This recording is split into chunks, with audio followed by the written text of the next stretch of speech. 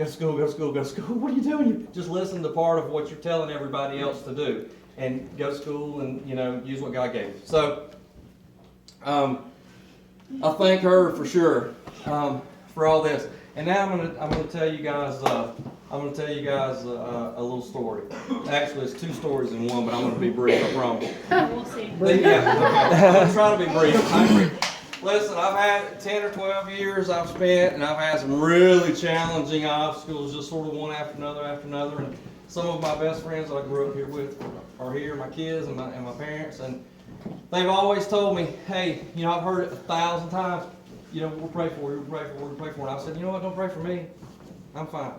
I mean, I'm a worker, I can work, do anything, but pray for my kids. Pray that God would protect my kids.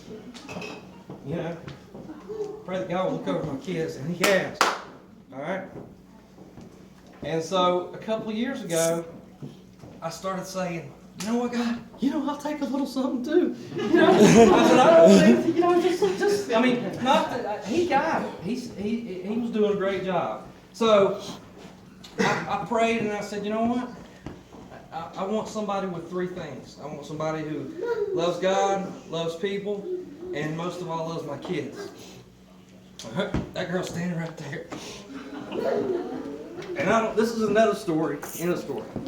Alright, this is not a little story. This is just a little story. Now, a lot of you guys know how Tiffany and I met. This is another little story. 30 plus years ago, we were in high school together. Alright, she moved away in 84, I think, or whenever left. I was a sophomore in high school. She moved away, and I didn't see her for 30 plus years. Alright, I'm walking into church, James Cross Point City Church.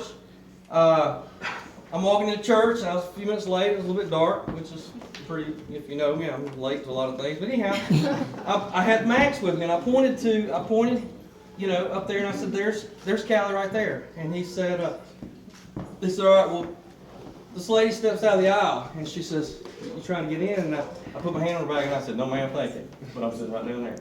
All right? And I sat down. It was Tiffany. But I sat down one row ahead, and I looked back there, and I told Max, I said, I know that girl from somewhere. I'm telling you, I know that girl. And he said, yeah, I bet you do. I said, no, somewhere. So I did the New Millennium thing. I went home. As soon as church was over, I thought, that's Cam Barfield's sister right there. I knew it. So I go home, and I got on Facebook, and I looked at Cam's thing, and, scrolled through the pictures, and there she was. So I contacted her 3 years later. Here we are.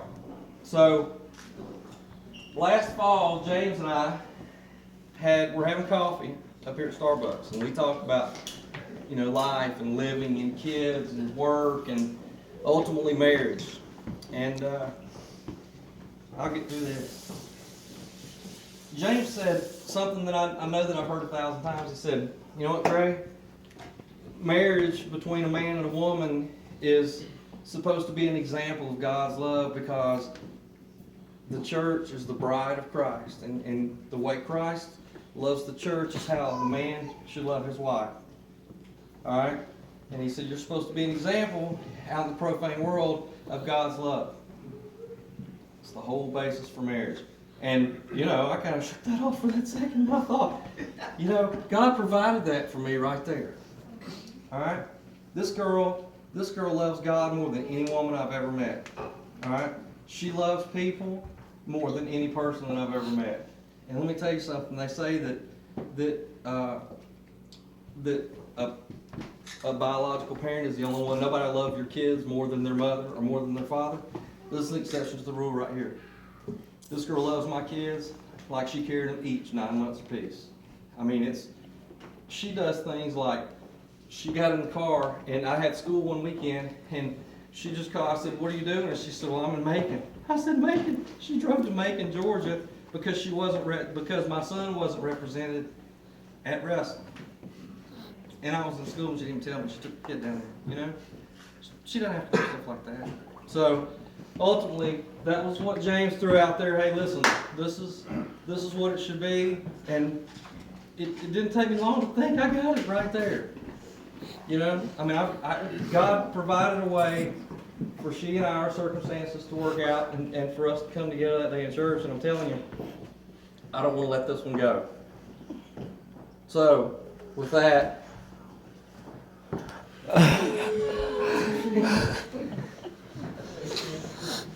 would you marry me? Get it on there? No, I don't think so.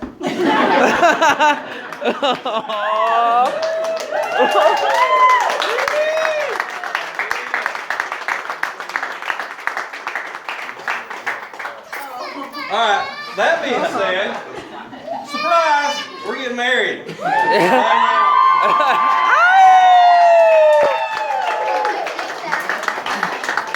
So, basically, yeah, I was very surprised. So, Let's do it. Let's do it.